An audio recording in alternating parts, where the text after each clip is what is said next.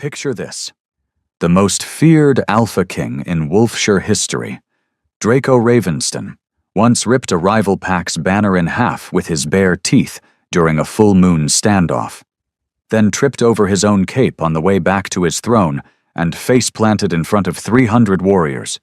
He got up, dusted himself off, growled, "Gravity is a coward," and nobody laughed. That's Draco. Untouchable, unsmiling, undeniably hot in a "I might murder you but you'll thank me" kind of way. And right now, at 28 years old, immortal, ridiculously rich in land and trauma, he was hiding in his private solar because another perfect she-wolf had just slipped a love letter under his door that read, "Your eyes are like twin black moons. Marry me or I'll cry in public." Draco stared at the parchment like it had personally insulted his mother. "I can't do this anymore," he muttered to the empty room. "One more fake 'you're my destiny' and I'm burning the entire mate registry." His wolf snarled inside his head. "Then pick someone real, or at least someone who won't write poetry about your eyeballs." Draco rubbed his temples. "Real ones want the throne. I want silence, so I'll pick the opposite of perfect, hooded, forgotten, temporary." He stood up so fast his chair crashed backward. "Council," he bellowed down the hall. "Emergency meeting. We're buying a bride from the bargain bin." Hello, Lily's chaotic werewolf rom-com crew. If you just pictured Draco yeeting his problems into a temporary wife-shaped dumpster fire, smash that subscribe button before Nancy's cheese fortress gets higher than your standards. Hit subscribe now, or Sir Blep the goat will start sending you passive-aggressive bleats in your dreams. He's already unionizing the barnyard. Draco Ravenston wasn't always this allergic to feelings. 10 years ago, he was just the spare heir, second son, cocky grin, decent fighter. Then his older brother died in a border skirmish, ambushed by silver-tipped arrows. His father drank himself into an early grave 6 months later, and suddenly 18-year-old Draco was Alpha King, with a crown that felt like a noose. He learned fast. Trust gets you stabbed. Love gets you distracted. Vulnerability gets you dead. So he built walls, literal ones around the castle, and emotional ones so high even his wolf complained about the altitude. He became the perfect king, ruthless in battle, fair in judgment, cold in private. Women threw themselves anyway, but he ignored them, or scared them off with one-word answers, until the pressure became unbearable. Every elder, every advisor, every random auntie at feasts. "You need a Luna, sire. The pack needs heirs. The moon is judging you." Draco cracked. He decided, fake it just long enough to shut everyone up. Enter Nancy Drew. Nancy grew up in the muddy outskirts of Wolfshire's smallest village, daughter of 2 eccentric humans turned werewolves who never quite got the hang of pack politics. Her father was a former scribe who loved detective tales from the old human world. Her mother was a herbalist who once cured a plague with garlic and spite. They named their only daughter Nancy Drew because she'll solve every mystery life throws at her. Life threw her plenty. Orphaned at 14 when a rogue attack took both parents, Nancy was taken in by the village wise woman. She learned to read people like open books, brew teas that calmed tempers, and keep her head down so nobody noticed how unfairly pretty she was under the hood she started wearing after the first creepy suitor tried to corner her in the market. She wore the hood for protection, not vanity. She never expected to end up on the mate auction block.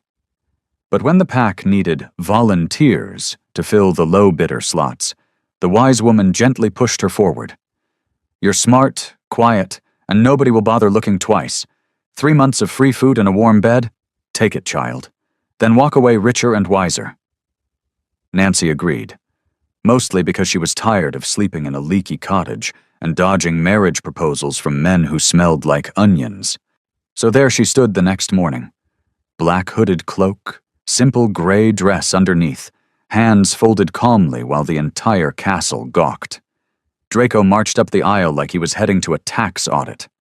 Priest, sweating. "Do you, Alpha King Draco Ravenston, take this woman?" "Yeah, whatever. Seal it." The priest blinked. Her name is Nancy Drew, sire.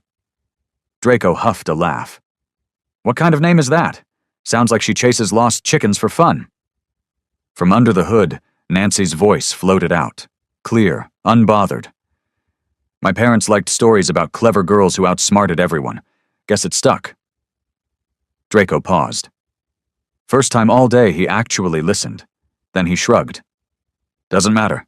3 months, bond, ignore, divorce, enjoy the cheese and the sweet. On Nancy Drew. The magic snapped into place, golden threads of mate bond wrapping invisible chains around their hearts. Draco turned to leave. Didn't lift the hood. Didn't even slow down. Nancy spoke one last time, soft enough that only he heard. You're really not curious? He stopped at the doors. Didn't turn. Curiosity gets kings killed. See you in 3 months? Or not? Doors slammed. Nancy stood alone amid falling rose petals. She looked down at her bouquet, sighed, and muttered, Well, at least he's honest about being a jerk.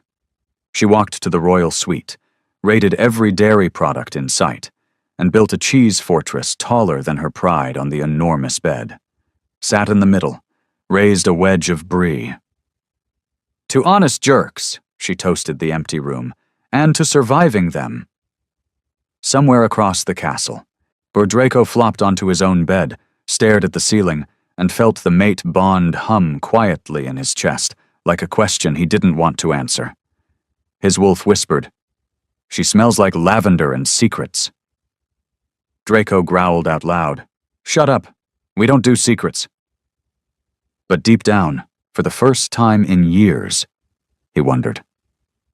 3 days into the marriage nobody asked for, Draco Ravenston caught his own reflection in the polished shield hanging in the training yard and nearly dropped his sword.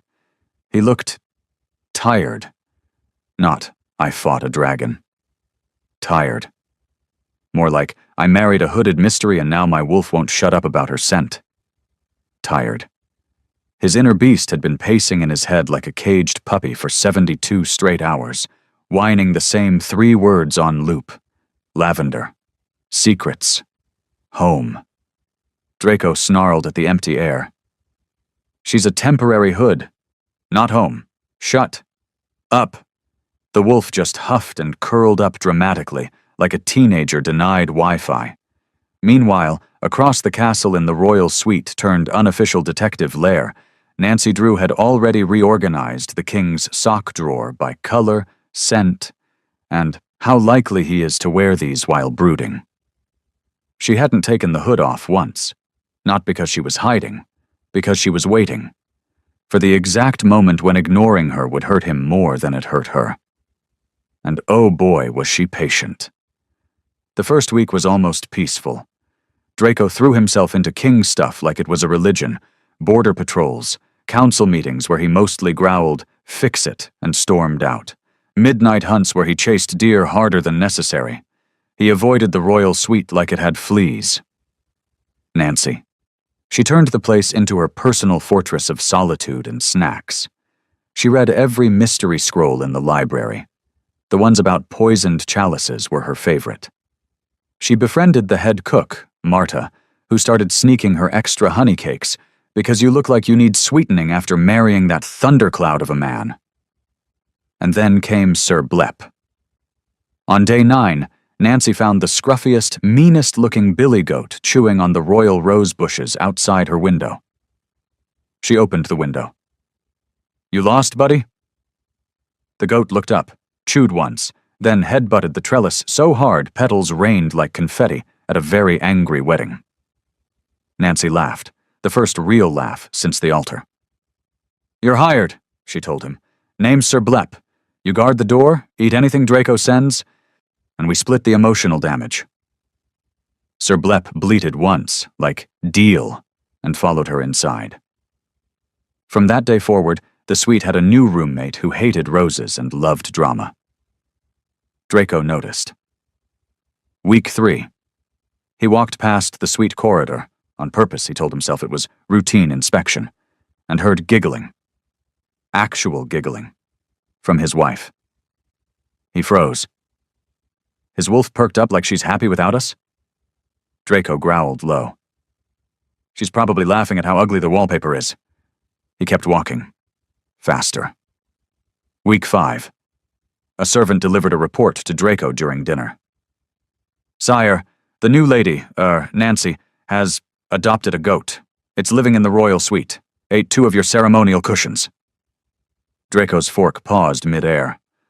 A goat. Yes, sire. Named Sir Blep. It glares at people. Draco stared at his plate like it had betrayed him. Fine. Let her have the goat. It matches her personality, stubborn and destructive. He stabbed his venison harder than necessary. Week 8. Draco got drunk on blackberry mead after a particularly annoying council meeting. He stumbled to the suite door at 2 a.m., leaned against the frame, and, for reasons even his wolf couldn't explain, knocked. Nancy opened it wearing the hood, holding a candle, Sir Blep standing behind her like a furry bodyguard. Still hooded, still here. Impressive commitment to the bit. Nancy tilted her head. Impressive commitment to avoiding your own wife. Do you practice in front of a mirror? Draco blinked. I don't avoid, I prioritize. Kingdom. Important king things. Like napping. Us and growling at paper. Draco leaned closer. You talk back a lot for someone I picked because I didn't want talking. Nancy smiled under the hood. Small, sharp, dangerous. And you growl a lot for someone who claims he wants quiet. Silence stretched. Sir Blep headbutted Draco's shin, hard. Draco yelped. Ow! You're demon goat! He's protecting my peace. Good boy, Sir Blep. She scratched the goat's ears. It leaned into her like a cat. Draco stared. Something twisted in his chest. Sharp, unfamiliar, annoying. He pushed off the doorframe. Whatever. 3 months. Then I'm free of you and your hoofed bodyguard. Can't wait. Night, Your Majesty. Door closed. Politely. Draco stood in the hallway, shin throbbing, wolf howling, go back, go back, go back. He flipped the wall a rude gesture and limped away. Behind the door, but Nancy leaned against it, hood still on, and whispered to Sir Blep. He's cracking. Sir Blep bleated softly. Nancy smiled for real this time. Patience, she told the goat. We've got 1 month left to make him regret every single nap. Somewhere down the hall, Draco kicked a suit of armor and immediately regretted it. His wolf sighed. Told you. Draco muttered back, Shut up. We're fine. They were not fine. Not even close. Divorce Day dawned bright and smug in Wolfshire, the kind of morning where the sun seemed personally invested in Draco's impending freedom.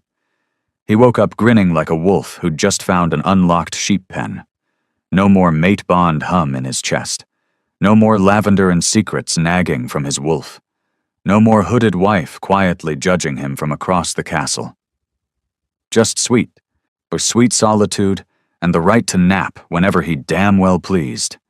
Draco threw open his wardrobe, chose the most dramatic black cape in existence, the one with silver wolf head clasps that screamed, I'm important and brooding, and strutted to the council hall like he was about to win an award for best king ever. The elders were already seated, scrolls unrolled, quills sharpened, looking equal parts bored and terrified. Elder Bertram cleared his throat. Sire, the divorce decree is prepared. Per pack law, 3 months fulfilled, bond may be severed with mutual consent, or in this case, your unilateral growl. Draco dropped into the throne at the head of the table with a flourish. Mutual? Nah, I consent enough for both of us. Let's make this quick. I've got a hunt scheduled and 0 patience for paperwork. The doors opened. Nancy walked in. Still hooded. Still calm. Still making the entire room feel like it had suddenly run out of air. She stopped in front of the table, hands folded, like she was waiting for tea service instead of marital dissolution. Draco didn't look at her. He just flicked his fingers at the parchment. Sign it, hood girl, or don't. Doesn't matter. It's happening. Nancy's voice came soft and even. You sure you want to do this in front of an audience?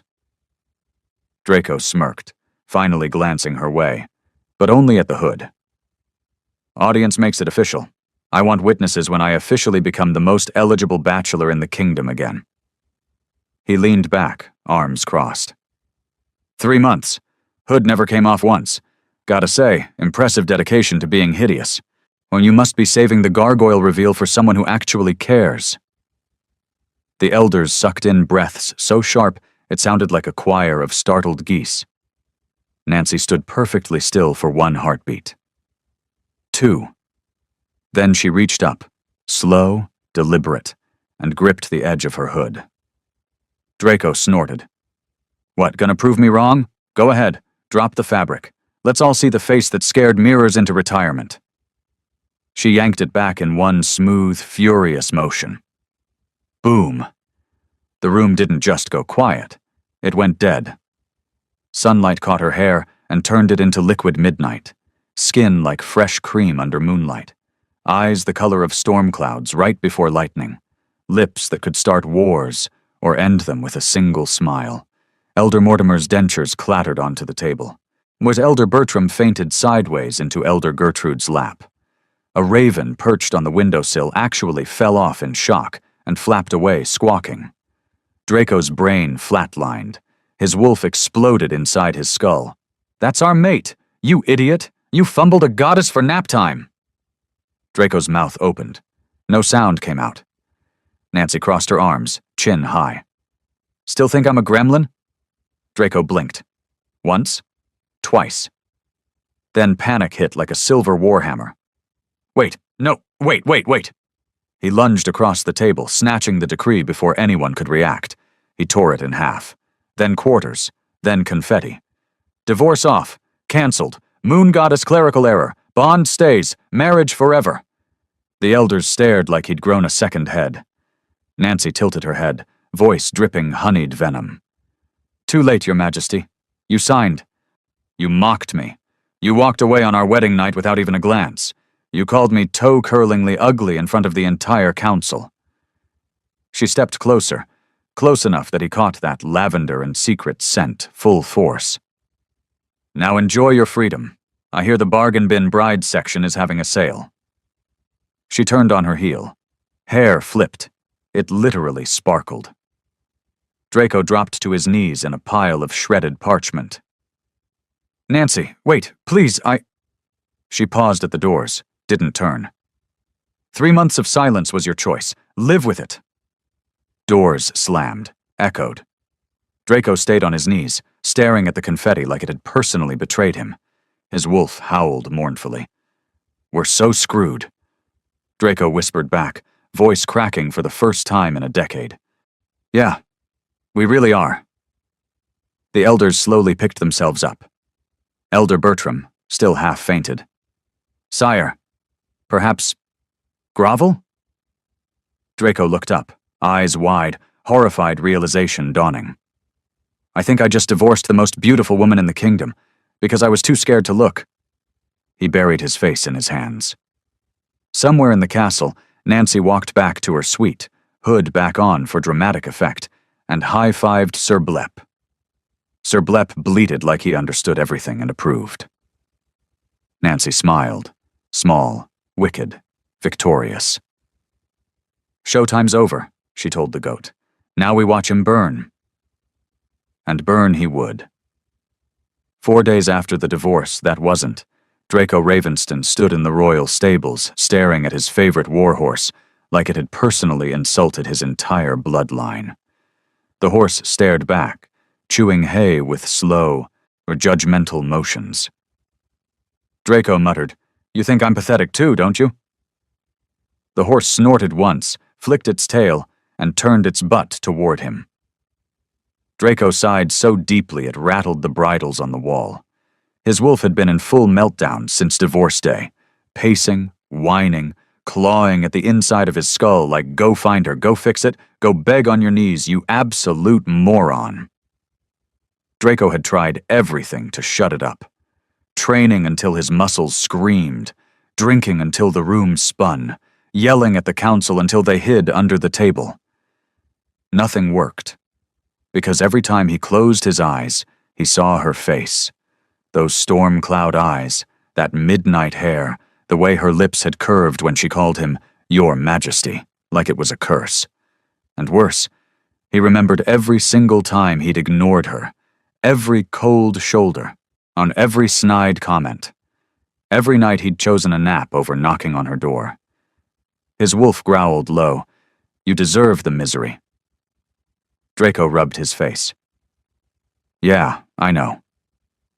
He straightened his shoulders, squared his jaw, and made the decision that would go down in Wolfshire history as the most humiliating thing an Alpha King ever did voluntarily. He marched to the market, bought every red rose the florist had, 412 to be exact, and headed straight for Nancy's new cottage on the edge of the castle grounds. The one she'd moved into the morning after the council fiasco, hood back on, middle finger metaphorically raised. Nancy was sitting on the porch steps, reading a scroll about ancient poison recipes, when she heard the crunch of boots on gravel. She didn't look up. Sir Blep, however, did. The goat lifted his head, on ears perked, then charged like a furry battering ram.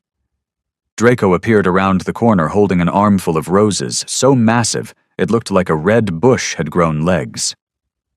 Sir Blep didn't hesitate.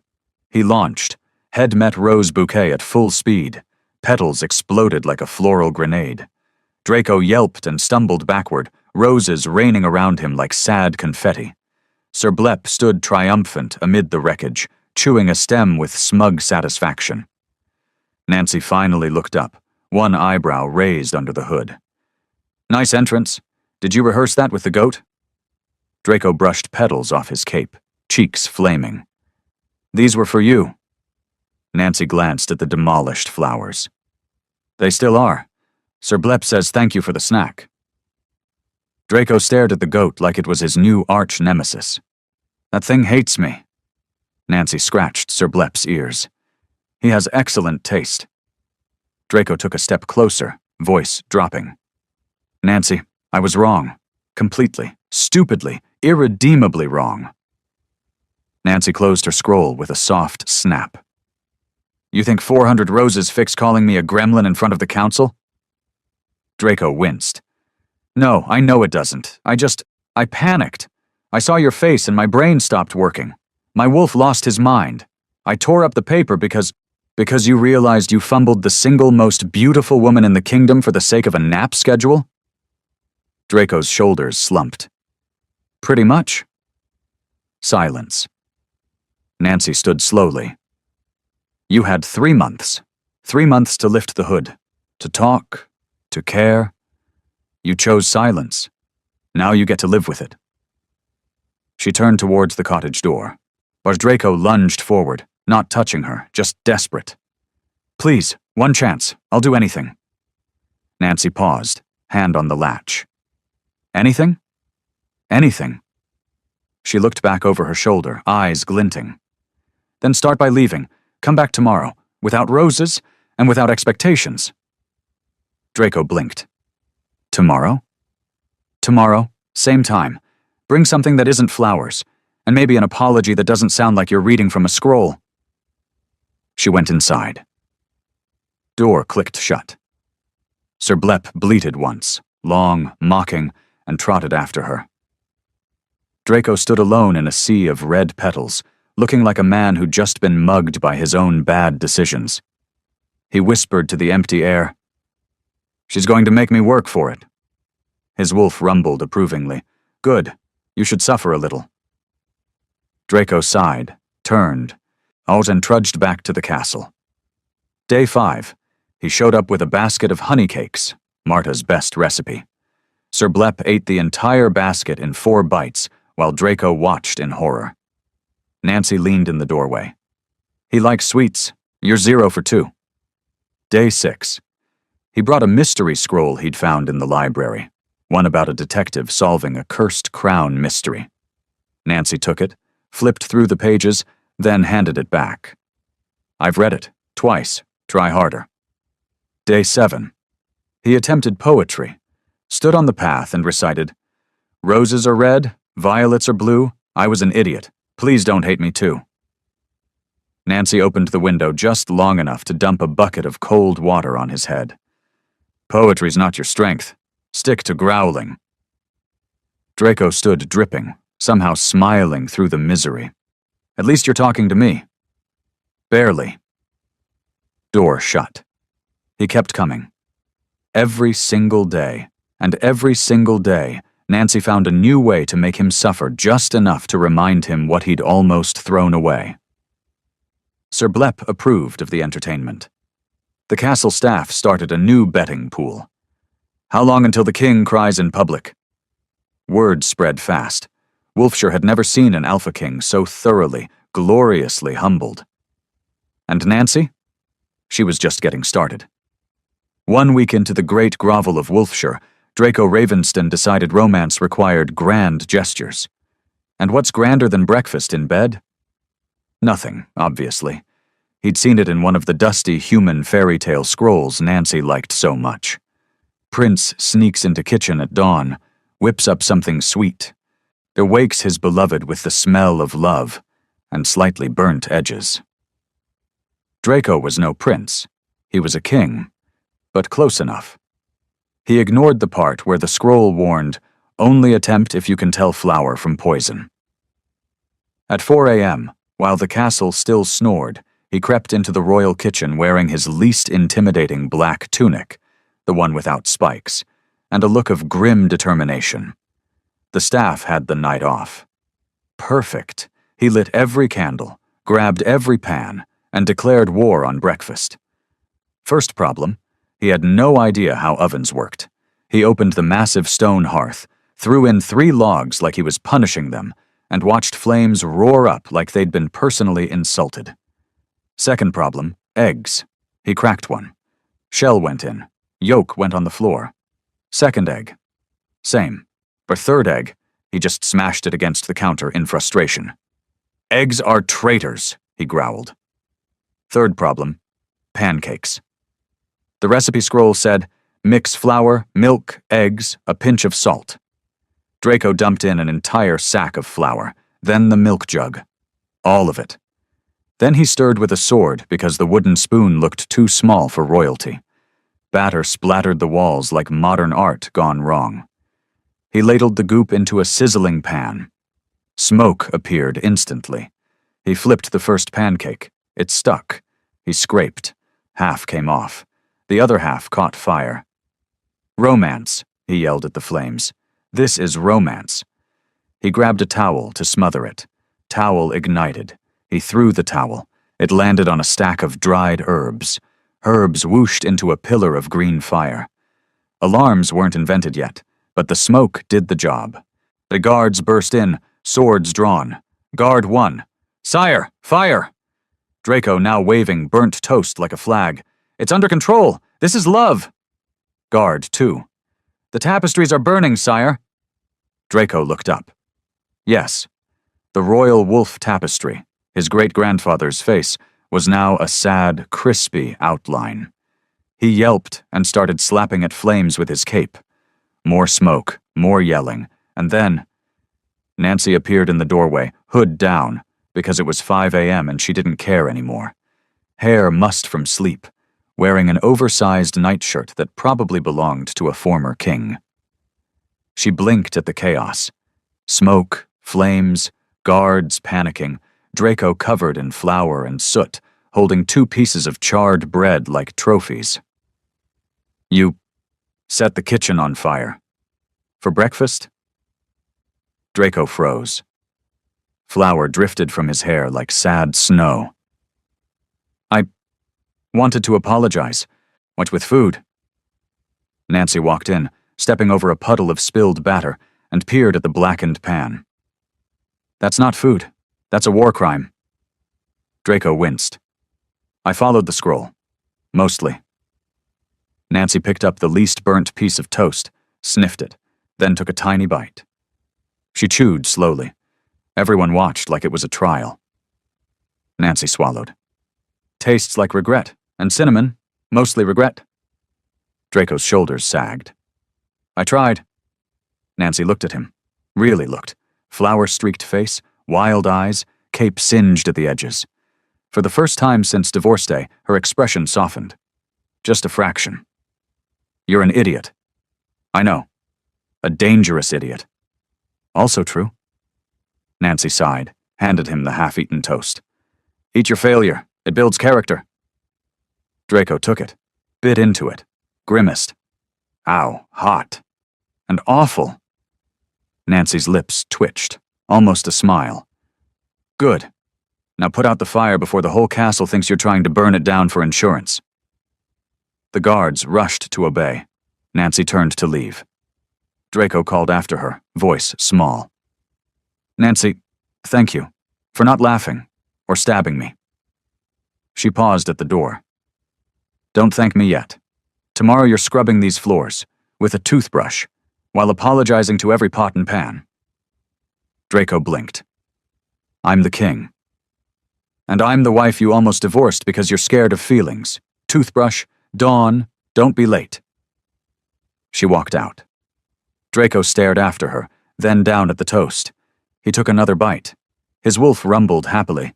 She talked to us. She stayed. Progress. Draco muttered through crumbs. Yeah, progress. And probably blisters. Somewhere in the hallway, where Sir Blep wandered in, sniffed the smoke, then promptly ate a fallen pancake scrap and trotted off like nothing happened. The kitchen smoldered. The king scrubbed his pride. And for the first time in weeks, hope flickered, small and stubborn, like a candle that refused to die. The Grand Council chamber of Wolfshire Castle had seen wars declared, treaties signed, traitors sentenced, and one very memorable incident where Elder Mortimer's beard caught fire during a heated debate about grain taxes. But nothing prepared it for the day Alpha King Draco Ravenston decided to turn a routine budget meeting into his personal grovel theater. The elders filed in at dawn, scrolls under arms, expecting dry numbers and Draco's usual growl of approve it or explain why not.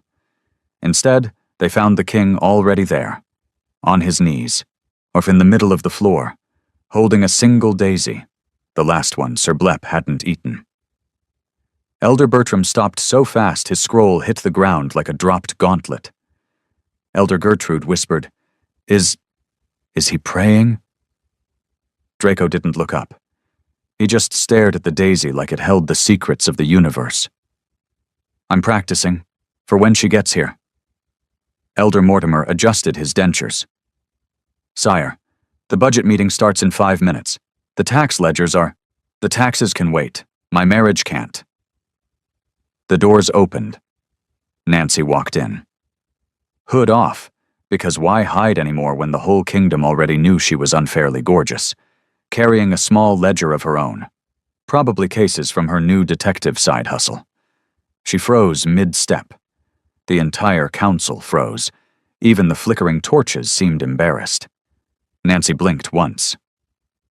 You're on the floor. Draco lifted the daisy like an offering. I brought you this. It's not roses. Sir Blep can't eat it. I checked. Nancy glanced at the flower, then at the king on his knees, then at the stunned elders. You turned a budget meeting into a proposal reenactment? Not a proposal, an apology. Again. Still. He cleared his throat.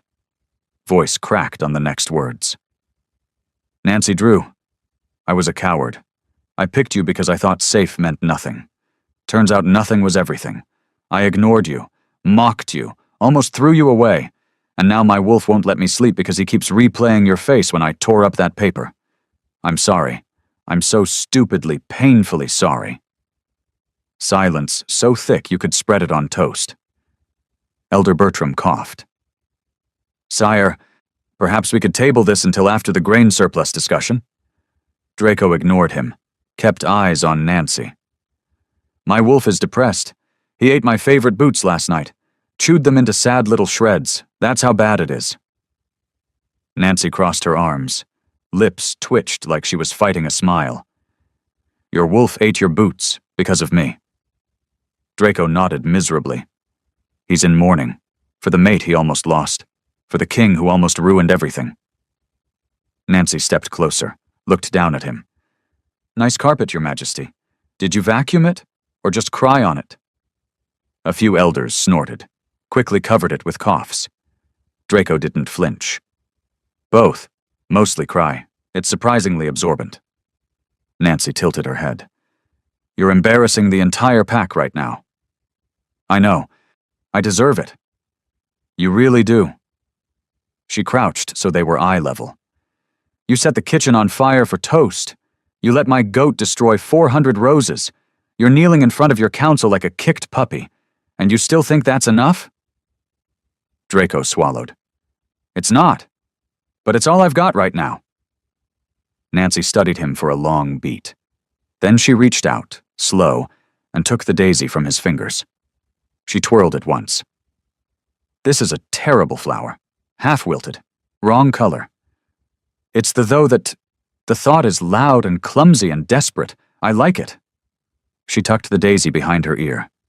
The elders collectively exhaled like they'd been holding their breath for a century. Nancy stood. "Get up. You're making everyone uncomfortable." Draco scrambled to his feet so fast he almost tripped over his own cape. "Does this mean—" "It means you can sit through the budget meeting without groveling on the floor, for now." She turned to the elders.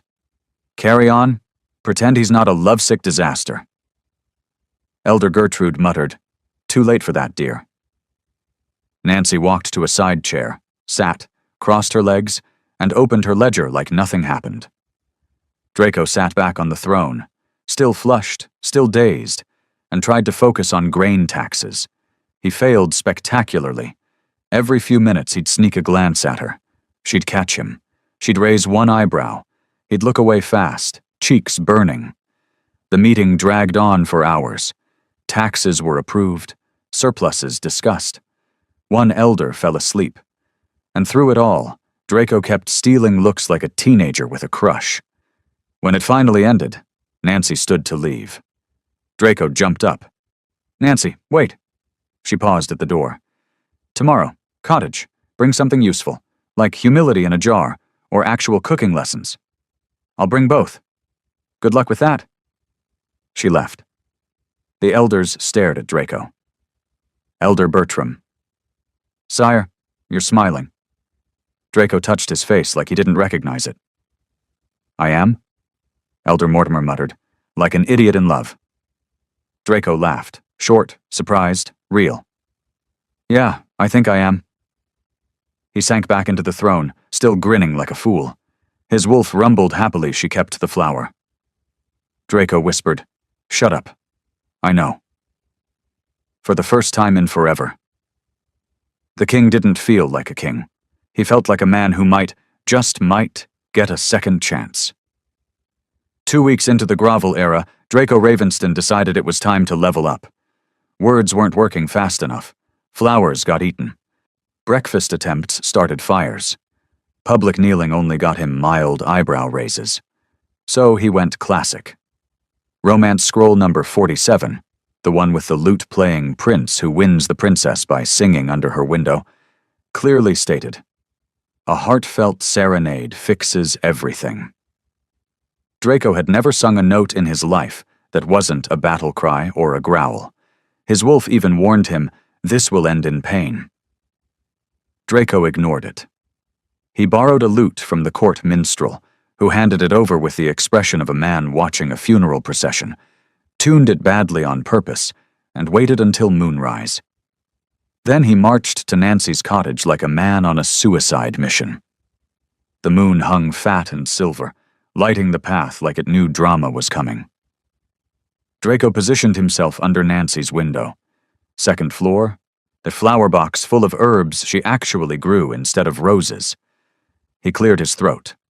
Once, twice. Strummed the lute. It sounded like a cat being stepped on. He started anyway. Draco, singing, voice cracking like dry wood.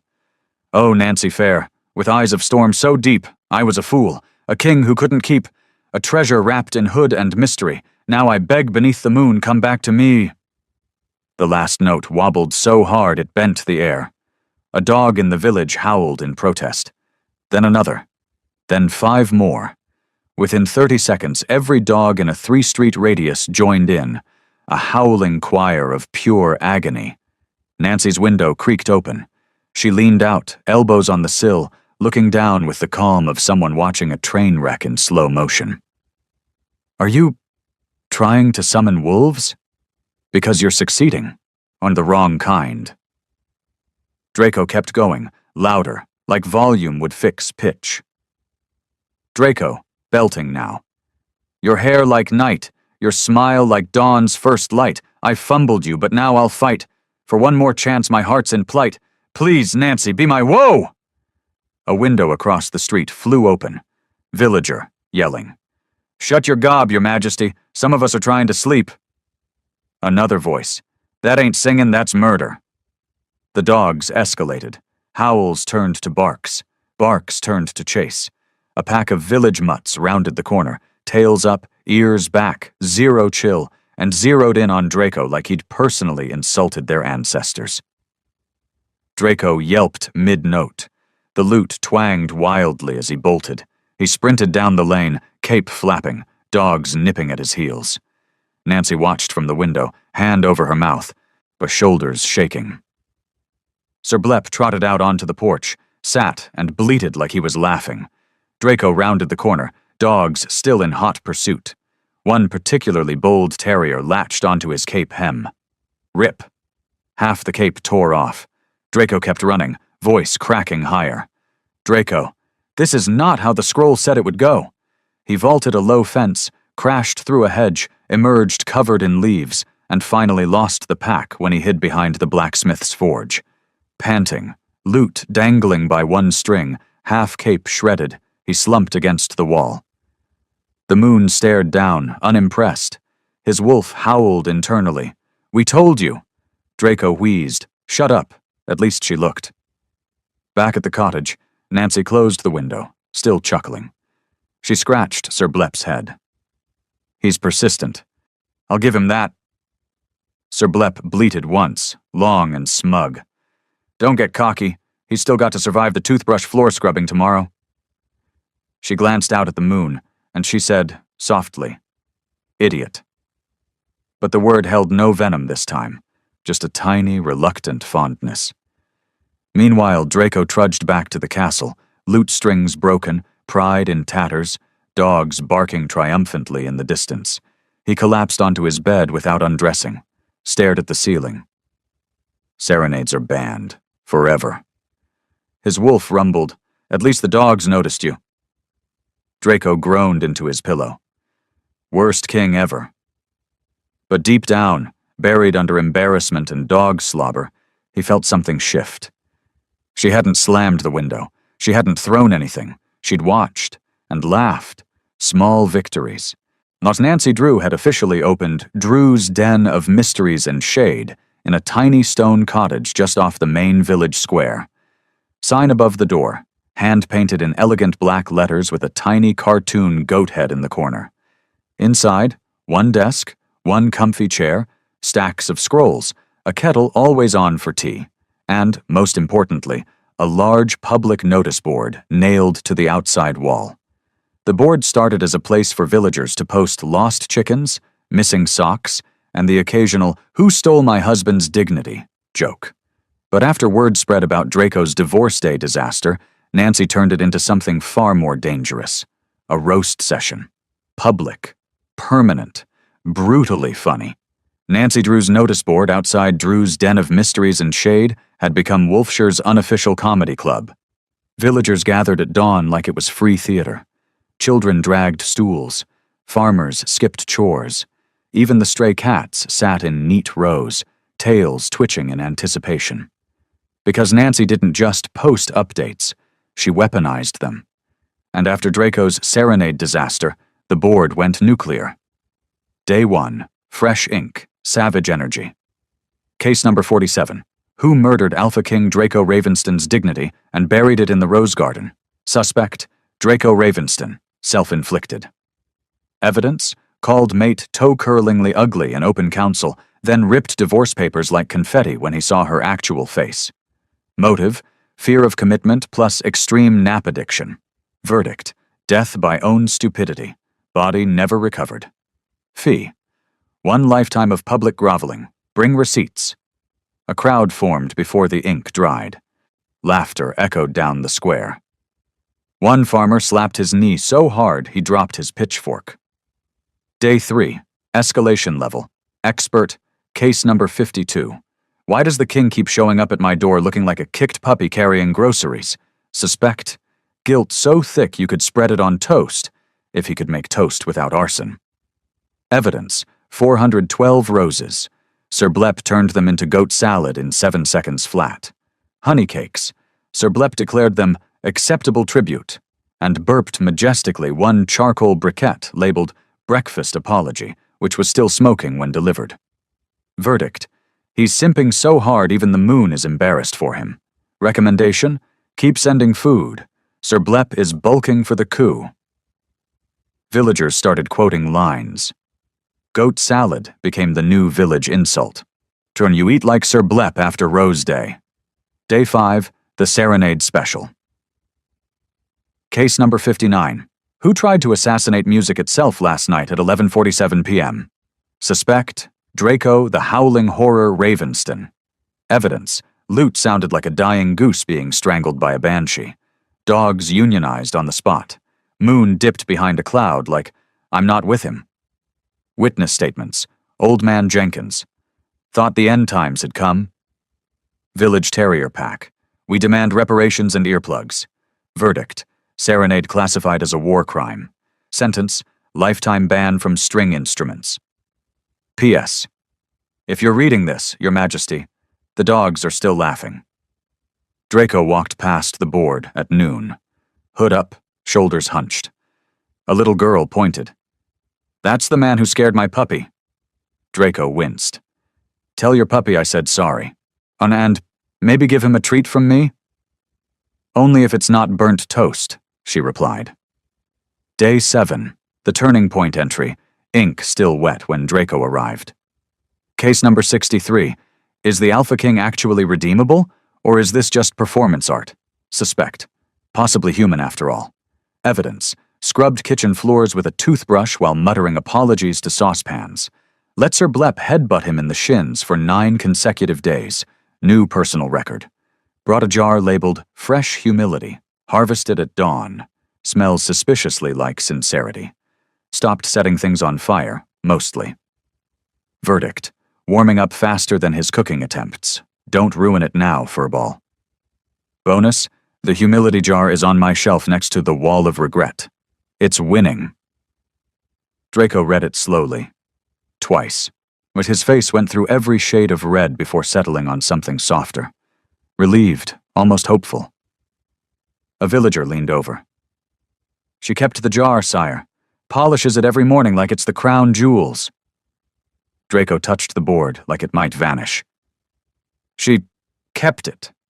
The villager grinned. Aye, and she added a tiny crown sticker to the label. Said it looked lonely without one. Draco laughed.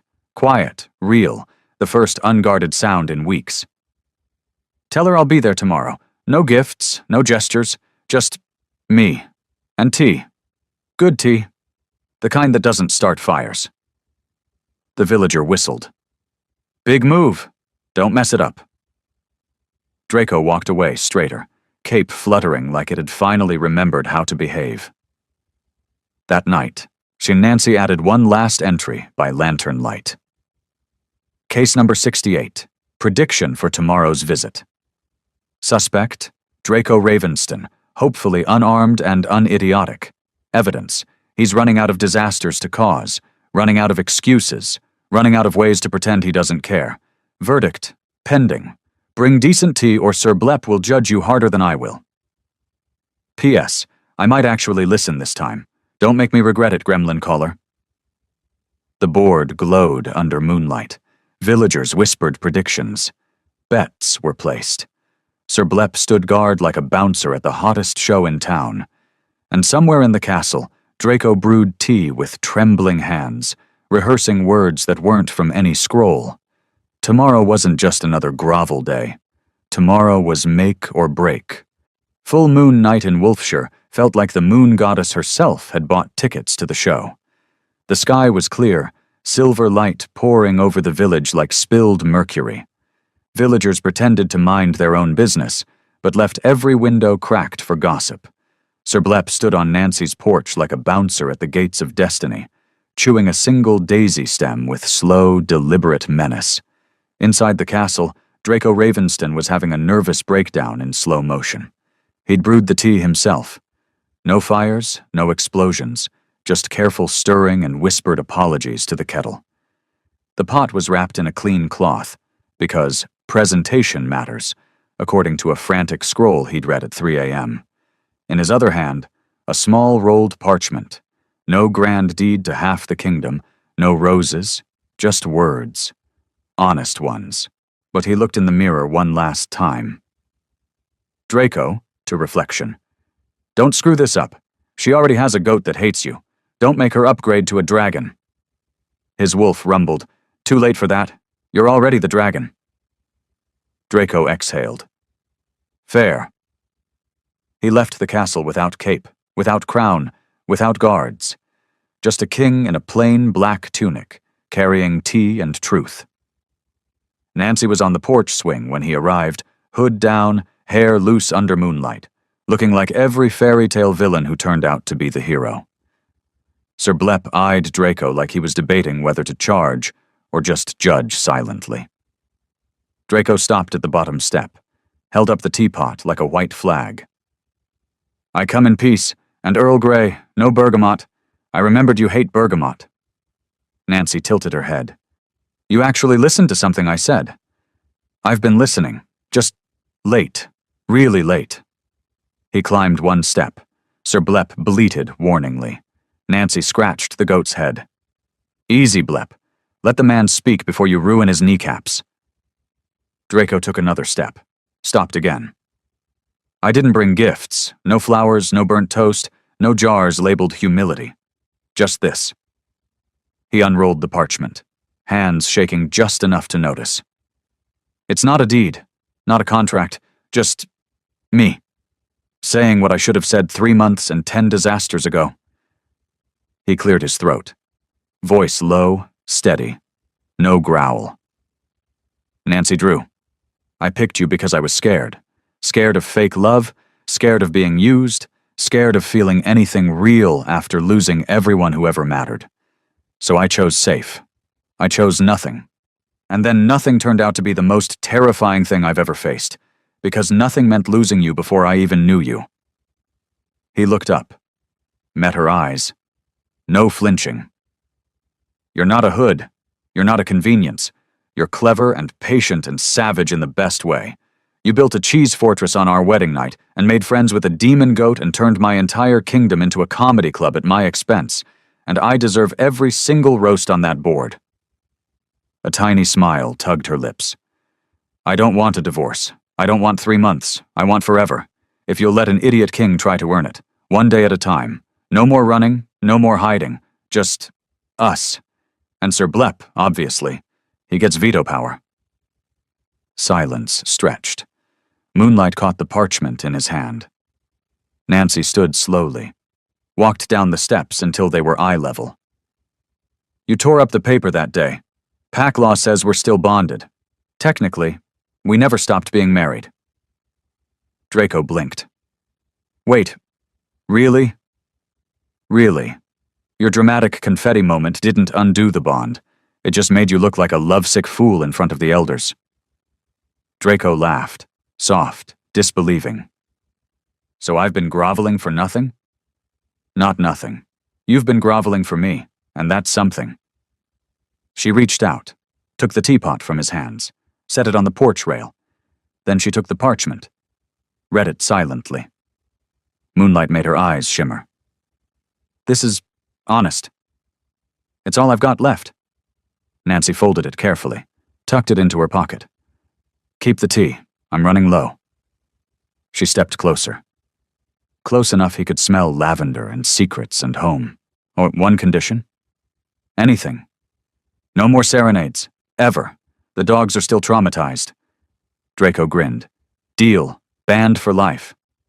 And you apologize to Sir Blep. Properly. Draco looked down at the goat. Sir Blep stared back, unimpressed. Draco crouched. Sir Blep, I'm sorry for the roses, and the singing, and existing in your territory. You're the real MVP here. Truce? Sir Blep considered, then headbutted Draco's shoulder. Gentle, almost affectionate. Nancy laughed. Real, bright. The sound hit Draco like sunlight after a long winter. He accepts, barely. Draco stood, looked at her.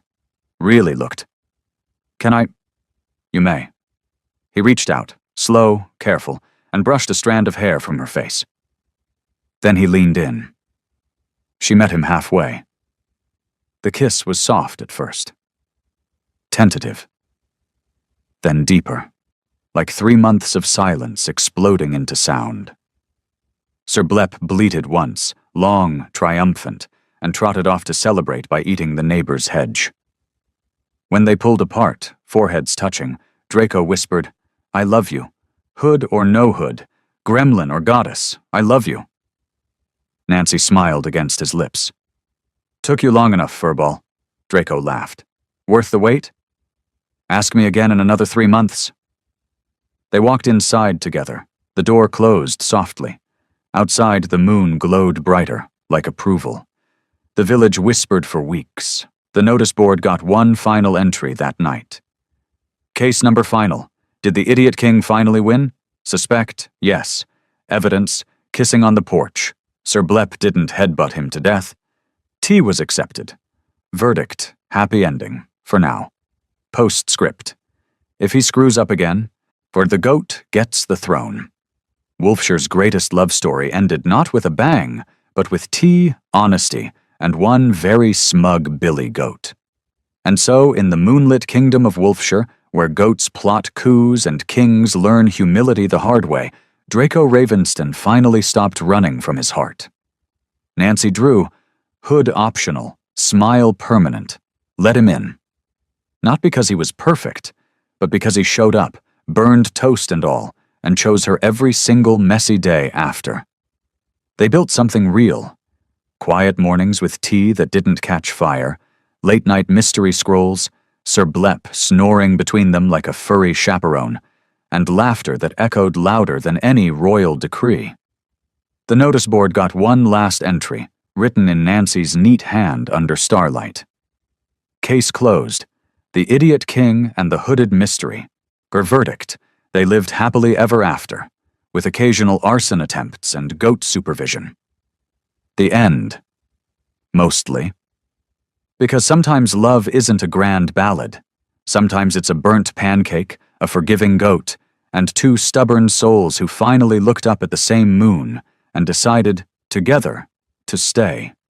Wolfshire whispered their story for generations, and every full moon, if you listen closely, you can still hear Sir Blep bleating triumphantly in the distance.